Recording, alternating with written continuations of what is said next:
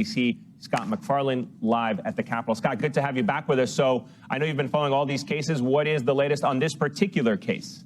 Hey, Eamon, good afternoon. Munchell's case is one of the most notorious from January 6th, in part because there are those iconic images that the feds say show him with the zip tie handcuffs in the Senate chamber. He was arrested alongside his mother that day. Now, he was ordered jailed pending trial originally, but he appealed it. And in what's really a landmark ruling so far in insurrection cases, the appeals court said he could be released to home detention because there's no evidence he was violent that day. Well, one of the conditions of home detention is you can't talk to other Capitol riot defendants. His mother is a fellow Capitol riot defendant, so he's asked formal permission to call her Sunday for Mother's Day. And Eamon, it's not really a small matter. It's an indication of just how much paperwork on these hundreds of cases are going through the D.C. federal court. So, Scott, a separate Capitol riot defendant, Landon Copeland, who faces several charges, including assaulting officers, actually had quite an interaction yesterday. He yelled several times, I believe, during his initial Zoom appearance.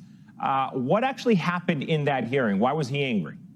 This is the most chaotic we've seen any court hearing in any of these 400-plus cases. He was screaming vulgarities at the judge. It was a remote hearing. He was joining from his home in rural Utah by video line. He started screaming as he asked for a delay in the proceedings, and he used certain words that obviously we can't use here. But he also said he's a vet and that the court owes him a delay, owes him as much. And he also said, because he's in rural Utah, you can't come get me unless I want you to come get me. They kept trying to mute him, but he kept unmuting himself. He was even interrupting other defendants, including one defendant. He said objection when prosecutors referenced Fox News and Donald Trump, Eamon. Incredible. I know that an attorney for a Capitol riot defendant, Anthony Antonio, is arguing, and you mentioned Fox News, that Fox News played a role in his involvement in the insurrection. What is the legal argument there? Yeah, this is one of the cases that Mr. Copeland interrupted.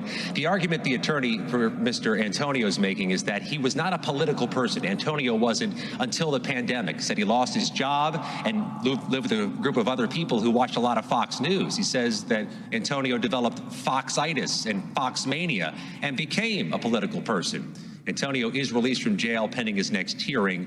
We'll see if the attorney is kind of planting the seeds for a defense, Eamon. And one more for you, Scott. I know it's been 4 months since the attack. Over 440 people, been charged so far. But what about the person who left the pipe bombs outside the headquarters of the Republican and Democratic National Parties? I know quite a significant financial reward, but no breakthrough yet. Yeah, that's the arrest the FBI really wants to make. They have a $100,000 reward for the arrest of that person shown in those surveillance images.